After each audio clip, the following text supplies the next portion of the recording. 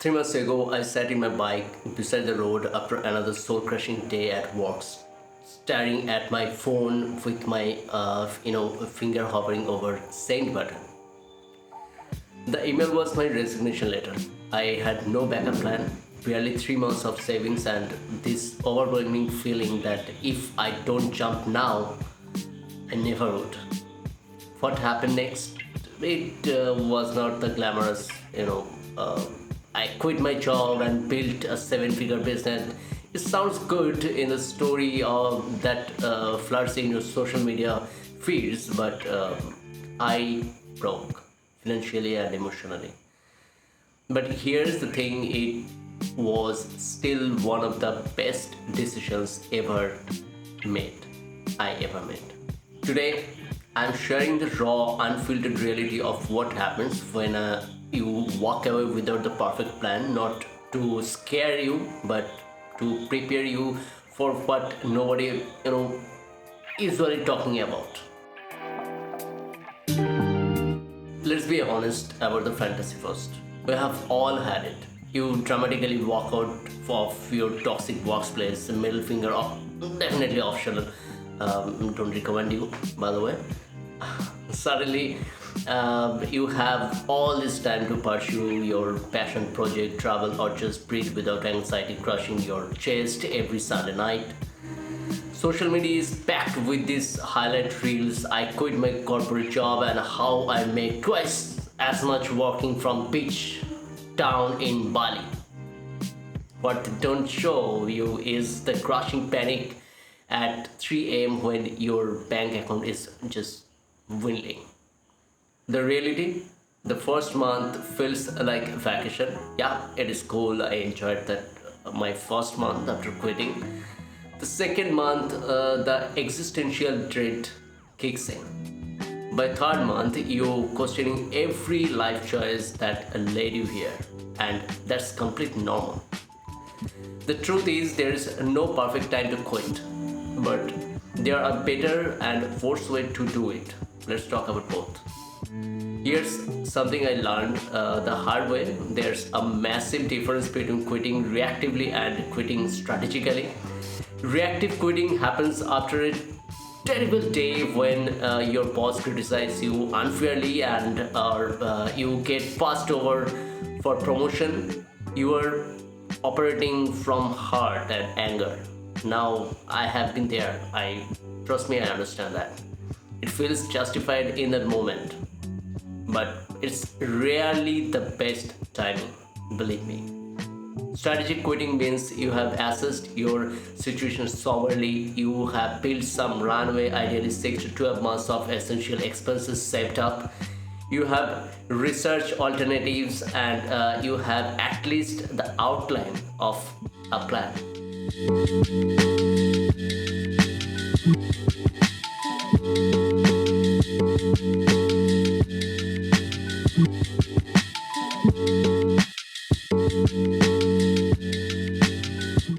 The most successful transition I have seen, including my eventual recovery, happened when you were moving towards something specific, not just escaping something painful.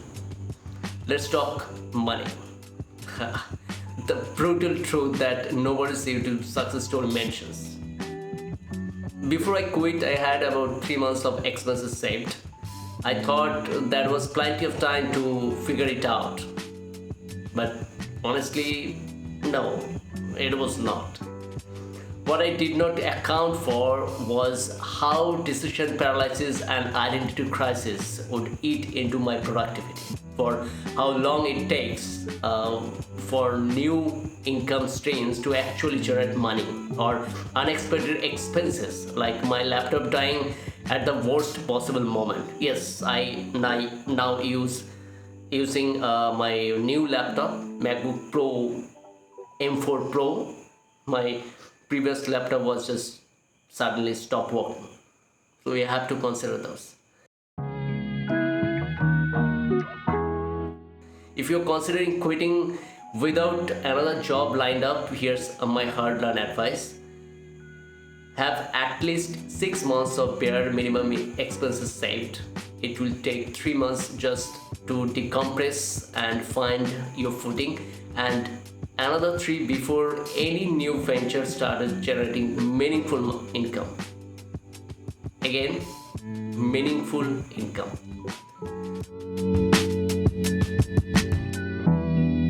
One of the most expected challenges was not financial, it was existential. We tie so much of our identity to our work. When someone asks what you do at a party, your job is usually the answer. When that disappears, there's the bizarre empty space where your identity used to be. I remember the first social event after quitting. Someone asked that what I did, and I just froze. And really, what was I now? Unemployed, in transition, a failure, an entrepreneur. You know, the reality is nothing felt right. This identity reconstruction is rarely discussed, but it's one of the most profound parts of this journey. It's also an opportunity to redefine yourself on your own terms, not by your relationship to a company. After working with hundreds of people who have made this leap, I have noticed there are typically 3 paths that emerge after quitting. Path 1, the direct pivot. You leave your job to immediately start something specific, a business you have been planning, freelancing in your field, or a completely new career you have been preparing for. Part 2, the exploration phase. You are not sure what's next, but you know it's not your old job. This path involves trying different things, taking courses, maybe traveling, until you find what resonates. Part 3, the strategic pause. You deliberately take time off for mental health, family needs, or personal growth before deciding your next move. The trouble comes when you think you are on one path but act like you are on another. If you are really in exploration mode but pretend you are doing a direct pivot, you will feel like a failure for not making immediate progress. And it is real. I tried that. I did that. Let's address one of the most searched questions. Can I quit my job without notice? Yes, legally it is possible, definitely. But there are several factors to consider before walking out dramatically. First, industry reputation matters. In tight-knit fields, how you live will follow you, trust me. Second, reference checks are still real. Third, your colleagues who get dumped with your work did not cause your problems. I have seen people quit without notice and be fine. I have also seen it haunt them years later when they unexpectedly cross paths with former bosses or colleagues. So my advice, give 2 weeks when possible, but protect your mental health above all else, because we exist because our body, our mind, our brain, right? The most pressing concern after quitting is usually financial survival. Let's talk practically that can keep you afloat. Freelancing in your existing skill set is usually the fastest way to generate income. Sites like Upwork or Fiverr are not get rich quick solution, but they can provide stopgap income while you building something more sustainable. Gig economy work has low barriers to entry. Yes, it is humbling to go from office job to delivering packages, but financially desperation is more limiting than temporary pride issues. Now, what worked for me was income patching. Yes, combining part-time work and freelancing project and selling unnecessary positions. No single source covered all my needs, but together they kept me afloat. Quit my job to start a business is another top search. So let's talk about the reality of entrepreneurship as an exit strategy. Here's what nobody tells you: when you start a business, you are not just doing the thing you love. You are also the accountant, marketer, customer service rep, IT department, and janitor. You are everything. The be your own boss freedom often means working more hours than you did at your job, at least initially. And the income is widely inconsistent at first, at least.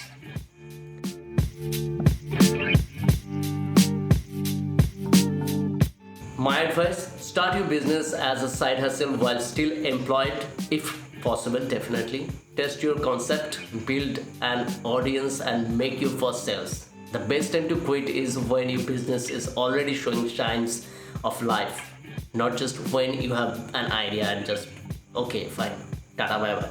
No. Quit my job to travel is another popular search, and I get it. After years of limited vacation time, extended travel seems like the perfect freedom.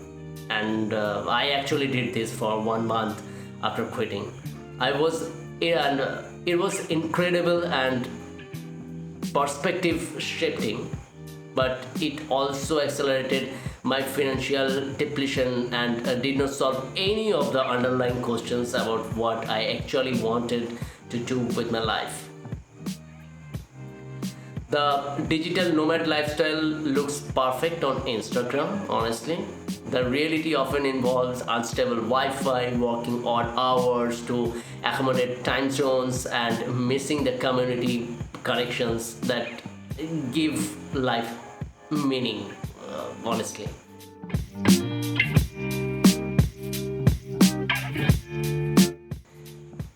Travel can be an amazing reset button. Yes, I agree with that.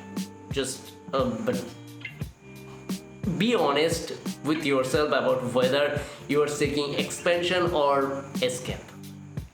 Quitting my job to be a stay-at-home mom or dad represent another major category of career transition that really deserves honest discussion. I understand, but really I don't have much, experience about it. But still, well, we are discussing right now just casually. So first, becoming a full-time parent is a legitimate and valuable work, but it also comes with financial implication for both immediate cash flow or long-term career trajectory that needs clear-eyed planning. If you have a partner, this decision impact them directly, definitely. The most successful transition I have seen involve transparent discussion about expectations, timelines, and contingency plans. So do this. For single parents, the calculation is even more complex. Support networks, part-time options, and phased approaches become essential to making this work. Now, everything is definitely your choice, but keep in mind, sometimes quitting is not about career advancement or entrepreneurial dreams.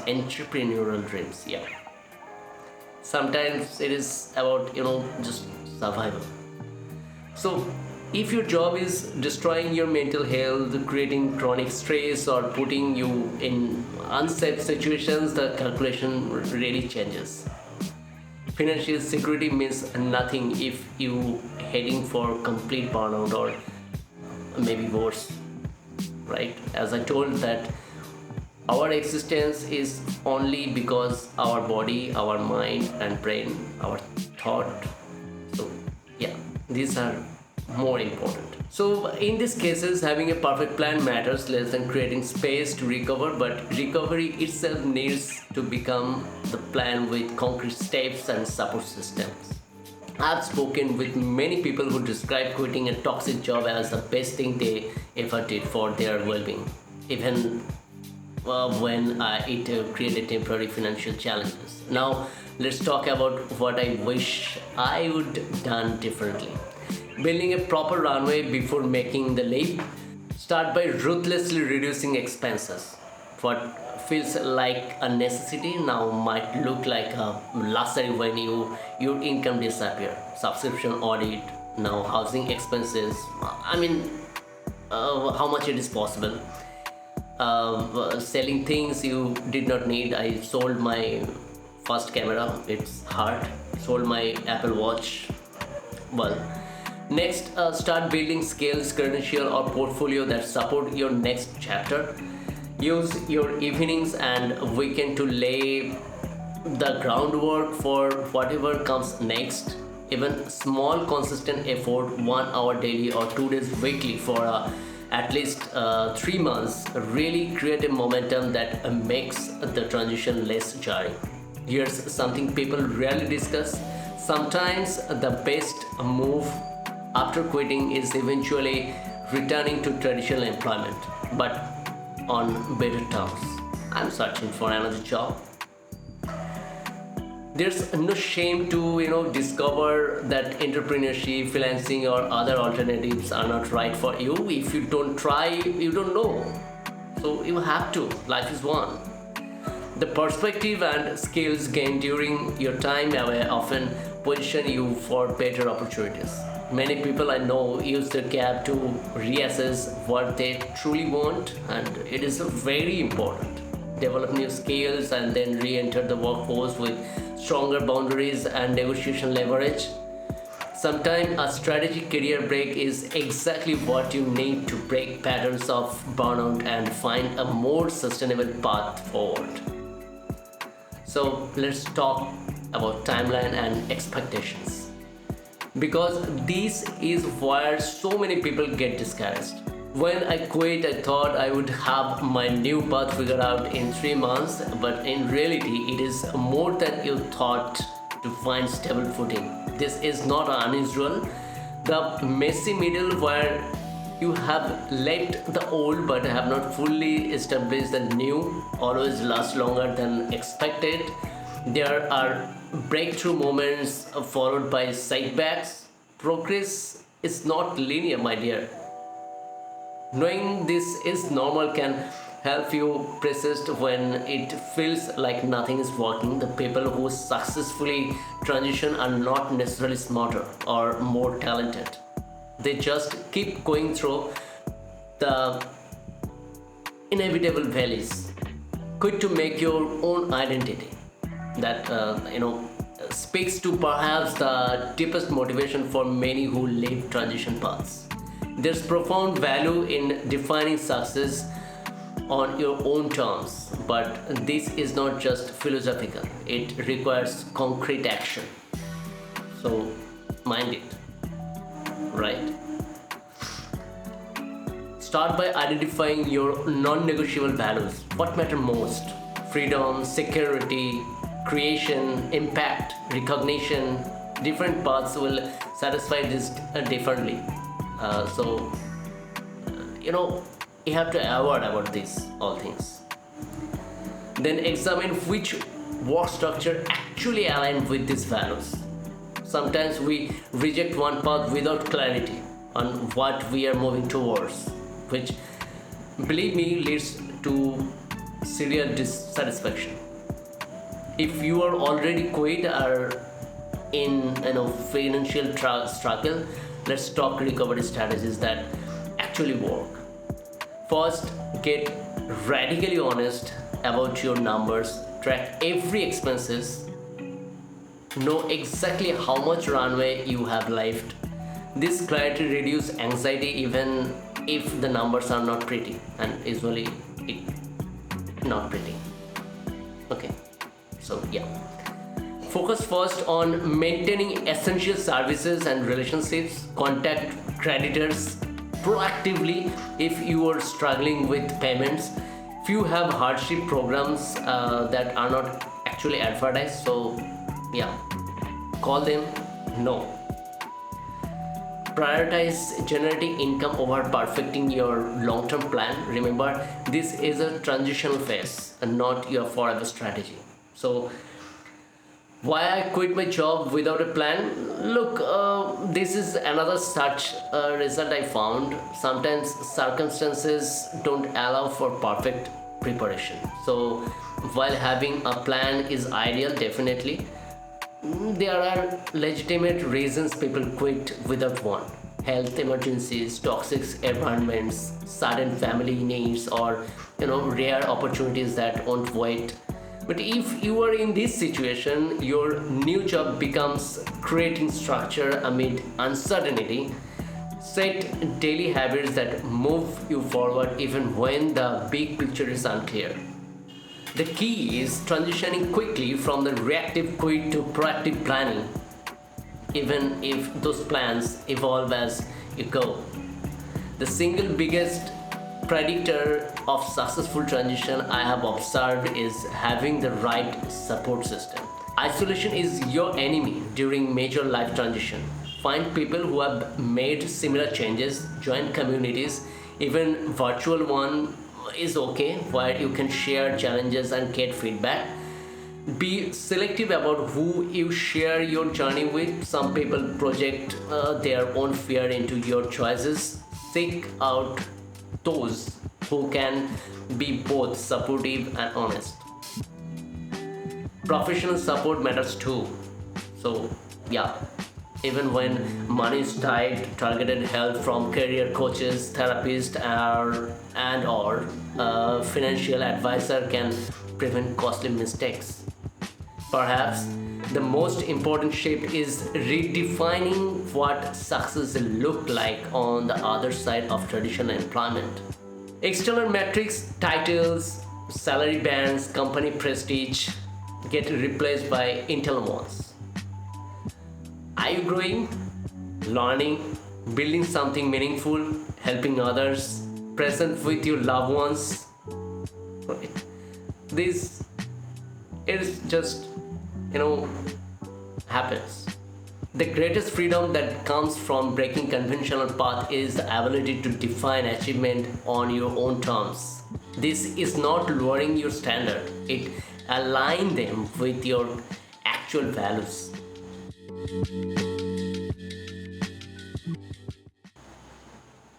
So here's what I have covered is quitting your job can be both terrifying and transformative. Financial preparation matters enormously, but so does the inner work of identity and values clarifications. There are multiple valid paths forward, and sometimes the journey involves detours and recalibration. The people who thrive after quitting are not those who never struggle. They are the ones who expect challenges and build systems to navigate them. They create communities, stay flexible, and focus on progress over perfection. I would love to know what is holding you back from making a change and taking challenges. Or if you have already made the leap, what surprised you most about the journey? Share in the comments below. Your experience might be exactly what someone else needs to hear. If you found this honest look at the quitting journey helpful, hit that like button so others can find it too. And if you want more real talks, subscribe to join our community of people figuring out together. Definitely no perfect formulas are there, just authentic support for the journey. That's it. Thank you for watching this video. Bye.